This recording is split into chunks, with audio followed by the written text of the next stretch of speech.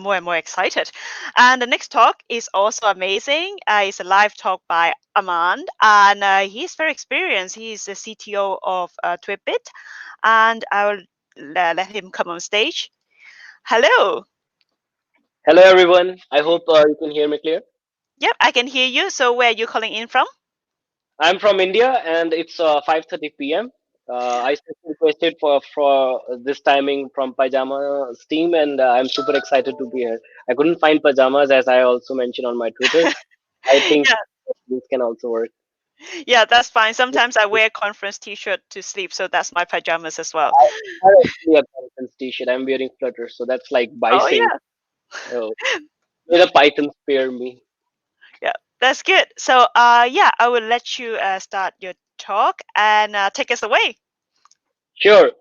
So thanks for attending today. And I know like it has been overwhelming with the COVID situation, and you have been attending so many talks. But let's take a little bit of step aside from your normal coding routine that you usually do, and really focus on something that has been very close to how I work. And as Julia also mentioned, I've been also working on many projects since like 4 or 5 years, and I've learned and acquired a little bit of tips and tricks on how it can help you to reduce the number of triggers you get from your project nightmares.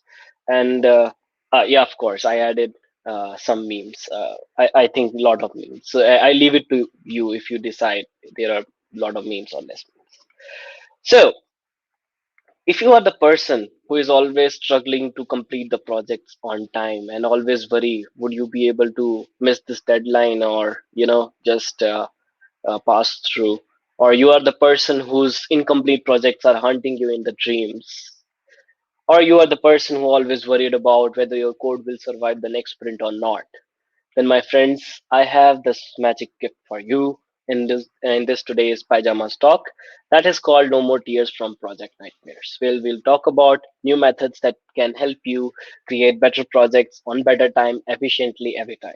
So a little bit about me. I am founder and CTO at Twimbit. Twimbit is a research company where we use a lot of Python in our backend data science and machine learning, and it has been always a struggle to deliver projects in time. So I acquired a lot of learning because I wanted to help my team also, and that's what I formed this talk of, and that's what we are going to discuss today. Also, I'm a lead at Mobile Web Dev, which is an open source community for mobile and web technologies. Little bit off track from Python, so I do mostly mobile and web development, and sometimes Python. Also, I'm a member at deeplearning.ai, Andrew Ng's machine learning and deep learning initiative, and also open source initiative. I was a former research engineer at TU, Technical University Vienna, where I did my recommender systems training and research, and that helped me actually learn a lot of lessons of how to build projects at scale. And to sum up everything, I am a mentor, entrepreneur, hardcore entrepreneur, and advisor to many startups. And feel free to connect with me, drop your comments, and if I said something that you think might be mistaken or not 100% accurate, feel free to get in touch with me. I'll be happy to take your feedback and improve my talks. So let's start. First of all, let's focus on three main things that will be key to complete all these things that we are going to cover in the future.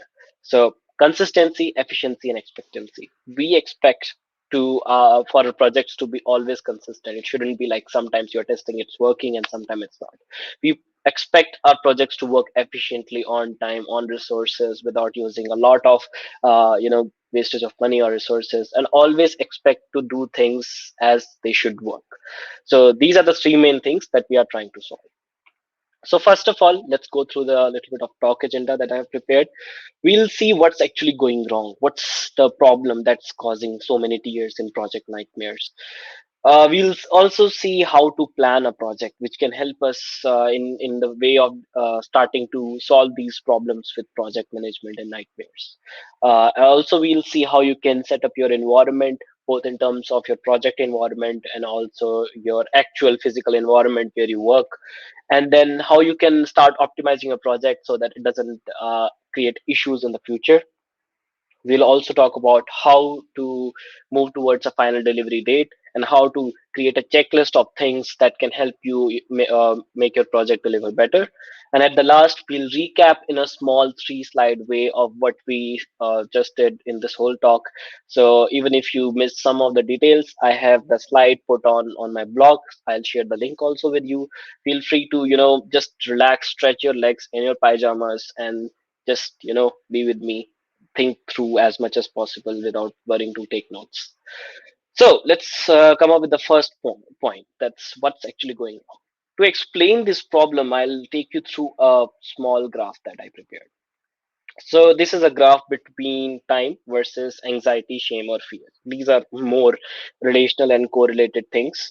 What happens in a usual project story is that we expect anxiety, shame, or fear to reduce as the time elapses, because the project is getting over and everybody is like, okay, now we'll be able to deliver it. But in actual, things are a little different. When you want to start the project, like, you have the actual date, now you are free, you have acquired all the knowledge, but suddenly you don't do it, and this leads to increase in anxiety, shame, or fear. You are starting to question yourself whether you will be able to complete the project or not, whether you have the right resources to complete the project or not. And then finally, you actually start doing the project, so that procrastinating monkey inside you is now relaxed, and you have actually settled down to think about the project and start working on it. But what happens is crisis. Things go wild. Your anxiety, sometimes you are able to solve things, sometimes not, and you are like in this fear, like, what's going to happen, even I'm going to complete the project or not. And this is what we define as hell zone. This main hell zone is something that we are going to tackle through this whole talk. After this, the things get pretty easy and you are able to get back on track with the project, but you have already wasted so much time and confidence in completing the project. So this is the main time that we'll be like discussing today, of how we can fix problem with this health zone.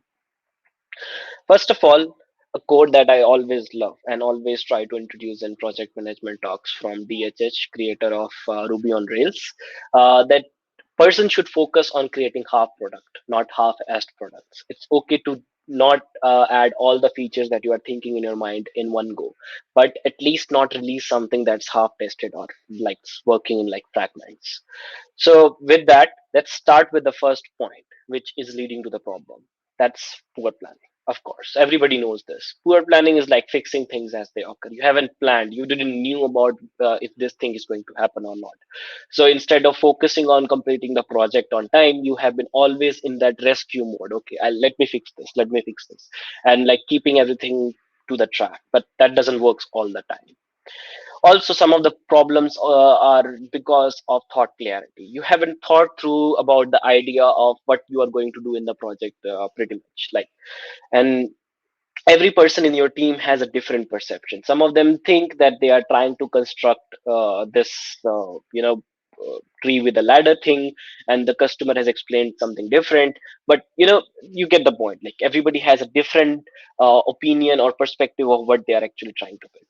This cause a lot of problem, because every time somebody realizes that they have, you know they were doing something wrong, it's like taking a step back and doing it from scratch. The same thing didn't apply, for all these different things that people were expecting. So it's very important to bring that clarity. Also, a lot of folks, especially me in the beginning days, were thinking like, I don't need tools, I can use normal Python IDE, or just that the out of the box notepad things that I can use. But that are not unique, the best approaches, because it's okay, some people don't know about them, it's not their fault. Some people even know and they think that it's overwhelming, and ultimately what it does, it leads to wastage of time and whatnot with this silly guy. And again, another problem that a lot of folks have been talking around me these days is premature optimization. And I was like pretty much shocked. What's premature optimization? So basically, thinking too far, thinking about scalability, overwhelming project and scope.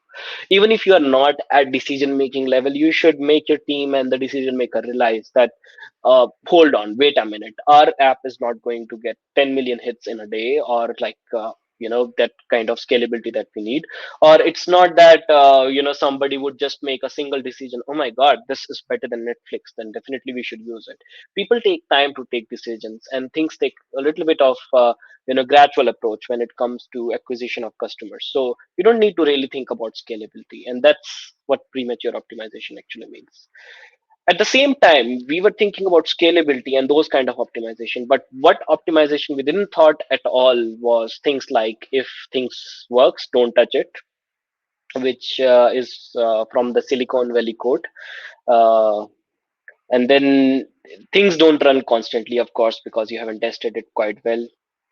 And the basically the person who is writing the code, especially of the young people who are coming to write the code, they are having a different view of how things work on server. The things are working pretty much fine. They have their 4 GB RAM laptop, and their Intel processor works fine on their laptop on localhost. But as soon as somebody goes to install the dependency and everything, things got filed. Sometimes TensorFlow is not supported and things like that. So those are also some of the things that leads to project nightmares at the last moment. So now let's move towards solution. I hope you have already understood that what's the point of actually attending this talk. So let's talk about how you can work on to reduce the amount of tears that you can get from projects. So the first thing is talking in diagrams. Now, you remember the first point that I talked about. The main problem of project nightmares is that everybody doesn't have clarity. And clarity can be only brought if you talk in diagrams. So you don't talk with words, you don't explain stuff, okay, we have to create this. No, you have to like create diagrams in order to explain everything on paper, so that you have well documented, well practiced, well celebrated document which everybody participated to create a good picture of what you are trying to build. Now, the benefits of doing this thing is, of course, it brings clarity. It confirms that everybody is on the same page, avoids possible rundowns because you know every element of the project. Helps in like plan resources also, how much time you would need, how much developers you would need, and things like that. Now, I have been huge fan of diagrams.net, a free tool to actually create diagrams, and you should definitely check it out if you haven't before. Or you can use other tools like Miro also, but diagrams.net is free. It saves things in your Google Drive. You can export the diagrams and all that, and you can create UML, user manipulation language. It's used to create those diagrams which contains the flowchart like this one. Or you can just create a diagram that just explains what's actually going on with the project. Now, it's also important to define how much planning or how much diagrams you should create. So it should, the main agenda over here is to make a clarity around the project, not actually figure out each tiny inputs and outputs constraint that your project might have. So it should be enough to get everybody around. Also, it should be made with collaboration. If you are the decision makers, it's good, you take the charge, but here you might do a mistake. Again, our main goal of creating diagrams is to bring clarity in the project. So it can be only done if everybody in the project participates in the diagram making process. So you explain, create notes of what should be done, and then everybody should contribute to, okay, I think this is the module, here is where it should go with the output, or this is where we need another page, this is where we need another kind of cron job functions, things like that. And that's, I think, a better way to do it. And it should be regularly talked about. It shouldn't be like you created the document, then it's like just a sticky page in your office diagram, or just like a wallpaper or screensaver. But it should be a document that you regularly talk about. You come to a weekly checklist, however you want to do meetings, and you come back to that diagram and see, okay, yeah, we have discovered this one, this was a wrong approach, and this bit we have done. So talking about these diagrams again and again keep everybody on the track. Also, details are not necessary in terms of defining each individual inputs, and run a dry simulation of how things would look like if this is a real project. Like, are we anticipating all the possible scenarios in which person would use this project, so that the product experience is also a function that you have anticipated before working on the project. That also avoids a lot of last minute changes. And of course, if you're a team of marines, you know how to do this well, but if you're not, then let's keep going. Now let's start with how you should actually create a diagram. So the simplest way is, first of all, explore an example project. it's okay for you to think that you are solving a novel or unique problem, but lot many of time I have discovered the problems that we are trying to solve has been already done by someone. So it's always a better option to compare and explore similar projects that you are trying to create and see how they came up with the solution to these things. Some of the problems that they have already encountered won't be encountered by you. So you are actually, it's not it's like copying like a master, not like exactly replicating and being a thief. So it's a good approach, smart approach, so you don't repeat the same mistakes that other person have repeated. Then start by adding main elements of the project, like how your landing page, where this will fall, or where you would put a database, or like if you will have a central processing query system or an endpoint at this place. So start with adding the main elements of the projects. Then specify the inputs and outputs. These are basically the lines that connects two modules and defines, okay, this is from where we'll get the input and this is where we'll go with the output. Now lay down each tools. If your system requires external APIs or external documentation or external tool, lay down on this chart so that everybody has a better idea of what skills they need to acquire or what things they would need to go through before actually going to start the code. So that step wouldn't encounter when they actually start working on the code. And add then start adding all the connections between these third party external APIs. Now, next important part of after creating the diagram is how you should team up. And this is pretty much well known with any experienced fellow, but new buddies like people in my team don't know about how to actually team up. So these are pretty much some of the do's and don'ts. Whatever you do, just follow these do's and don'ts. It would help you a lot. Talk regularly with the team. It shouldn't be like you create a silos. You don't assign things and then just like fire and forget. Okay, it's your responsibility. You do it, but you should talk regularly about the do's, like the whole process. Then talk clearly. Always clear all the doubts. Be the stupid guy to ask the stupid question first. First of all, I learned from Anesthesia, who was also speaker in the previous talk, that no question is stupid until and unless you ask it. So just ask it. It is not stupid anymore. You clear your doubts and things work pretty fine. Then connect efficiently with with your team. Connecting efficiently is a thing which is very easy to speak but very hard to implement. I have been struggling a lot, but now have like almost achieved the way to connect efficiently with the team. The connecting efficiently thing means that you don't take long meetings or you don't talk about unnecessary things, and you only connect when it's needed. So always create a calendar, team calendar, of when you should all connect, and always write down the agenda that what you are going to discuss in that meeting. If it's some kind of troubleshooting that you need to do or something more discussion that you need to do, always write it down. And if the time escapes, put a timer like 25 minutes, and if the time escapes, schedule another meeting, and always add only the people that are, that matter to that particular discussion. Like Elon Musk says, if you are not participating in the meeting, respectfully you can leave. That would be a better option.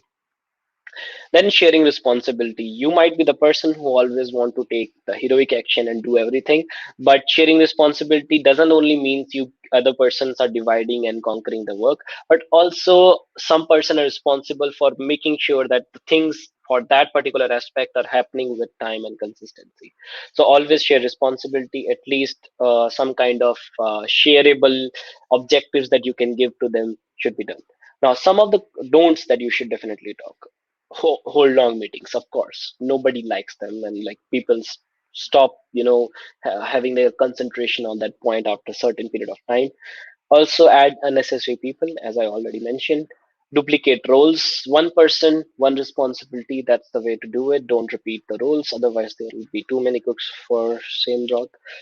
And always, as a project lead or a project manager, try to keep the energy level of the team at the top, not just like your college team who was very excited for the first hour and then everything is like whatever. hmm. Next important point is predicting the resources. Why and predicting resources both in terms of time, how much time the whole project would need. If you are just a developer company, still people need to know when you are trying to release something. It really helps them, get better connectivity with the product. So always keep a time, and also try to calculate how much effort you will need. The difference between time and effort oftenly that's asked is effort is how much time individual developer would be trying to put on to develop specific module, and time is the overall time for the whole sprint or project to complete. Also how much some kind of servers, machines, or hardware that you would need to run that project. This should be kind of discussed in pre planned phase, so that the person who is in charge of deploying, or the DevOps person, already knows and start testing out the dependencies and stuff like that.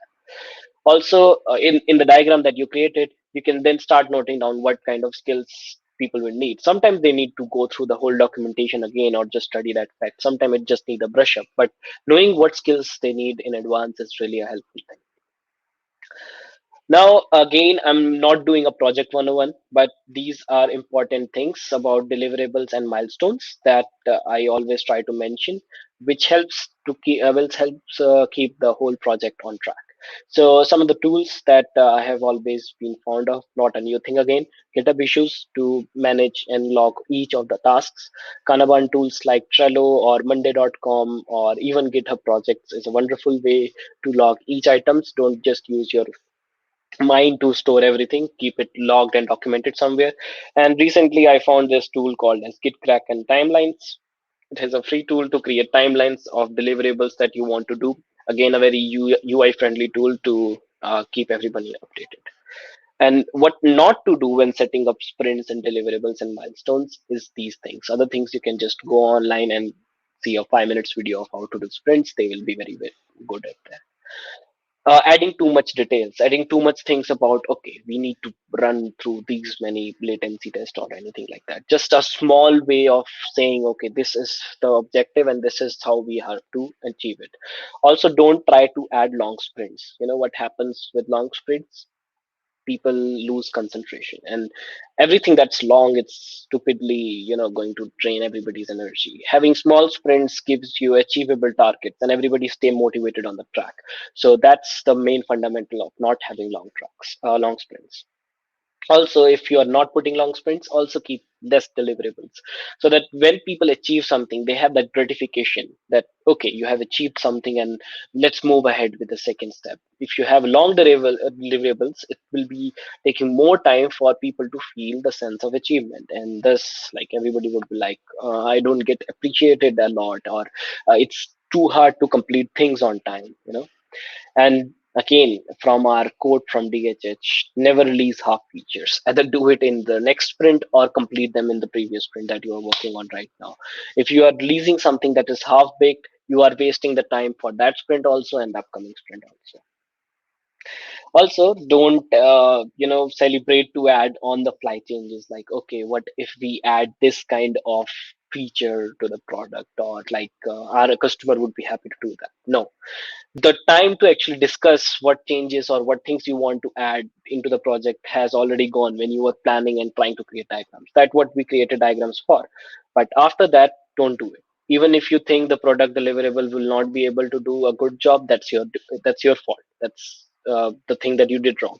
But the team shouldn't face that growth, right? So always create a priority list of number of issues or number of features that you want to add, and always do them on priority basis and never add on the fly changes. And of course, don't be that Mr. Jack who always promises clients false timelines, like doing projects in R and then you are not able to do them. Now we are almost on the last point. I think we are learning a lot and learning too much. I don't know. Let me know in the comments, in the feedback. So we are, what was the slide? Yeah, setting up the best environment. I in the beginning I explained what best environment actually means, both in terms of physical environment in which your team is working and your coding environment also. So the first thing is communication, how your team should communicate. You should definitely have a meeting calendar that has already the dates decided of when is your team is going to get connected. It depends again on the sprint also. If it's like a 3 week sprints, then you should connect every 3 days, something like that, something that meets everybody's requirement. And always try to keep notes attached to the meeting, even to the same calendar, or you are trying to create a Google Doc or a GitHub issue, whatever tool you want to use, but always keep a note. Not everybody is attentive during the meeting. And this thing, and it's not a problem, it's not a big thing that if somebody was little sleepy or sick, that he was not able to participate and attend the meeting. But these notes are like a journal that can help person to go back and see what are the things that needs to be done. Also, keep one fixed communication channel. Everybody already knows that. Don't fragment your communication on different channels, like on emails or chats or on Slack or WhatsApp. Just keep them focused on one, so that anybody can easily go back into the repository, see what things are going to happen, and what were the things that they already talked about. And what happens when people have good communication? Yeah, we might not have next World War III. And talking about setting up the environment, how can I forget about Git Ritual? A lot of people has make my life miserable just telling them about, like, do this thing. So just let's follow and do this thing. Git pull before starting the project. Whenever you're doing going to start the project, even if you're independent team, 3 people team, 4 people team, 10 people team, always try to pull whatever was deployed when you are starting the project, when you are opening the ID, and then after every significant change or small change, please do a small commit. And then every time you're going to exit the ID, exit your shift or complete your day, push all the changes in your own branch, so that you don't need to do this, please. And then talking about your own environment, how can we forget about the workspace that you work in? A workspace is very important when a person is, trying to build something that's going to make other people life easier. How can you expect somebody to be creating that stuff if he's himself in misery or pain? Anyways, I'm going too far, I think. So I think the first important thing is always have a nice ambient place to work. Something with good lighting condition, good air, and everything flowing very nicely, so that your code is also as ambient as your environment. Again, dual display, a small thing, not a must, but definitely helps a lot in debugging and running your code in same to same things. Ergonomics, taking care of your back, very important, with good lumbar support and all. And also not messy. Yeah, of course, in this diagram you can see my desk is little clean. I'm not actually on my actual desk today. Last but not the least, how we can start optimizing our project. So first of all, the most important thing is the project organization. Always do the project organization in the folders way. If you are a monolithic project kind of person who is not creating dependency for other persons, always better way to create a different set of features or different modules in different folders, so that it's very easy to organize the whole project. Then don't add too much code in main script. Some people will be laughing at these, like, oh no, who does that? But some of these people in my team and whom I worked with has done this mistake, including me, and it's like a pain. And everything should be in functions and decorators. And Anastasia already explained about decorators, which I really love. A new thing to organize and make your code even more cleaner. And how you should name your files, functions, and decorators decides how efficiently your project is going to work. So always keep that thing in mind. And again, don't forget to format the comments, logs, and this thing. So this is kind of a checklist. You might have already heard from a lot of people saying this thing, and already read a lot of blogs about these things. But this is a checklist to again remind you, yeah, these are not just things to see, but also to implement. And if everything goes fine, the dear Python snake won't bite you. Now, requirements are required, very required. I have seen people depending upon other people to just write requirements whenever they see dependencies. And some of the people also love to use pip freeze. But the problem with pip freeze is that it includes all the dependency installed on the system machine. But piprex, which is a good dependency manager, only creates requirement.txt based on the requirements that your project has used. So just a small addition to the slides, that always try to use them. And always depend on virtual environment when you're working on the project. Whenever you think something might add up and something might not work pretty well, then delete the old virtual environment, create a new virtual environment, activate it, and then install the piprex, see if everything is working fine. And of course, model problems require model solutions.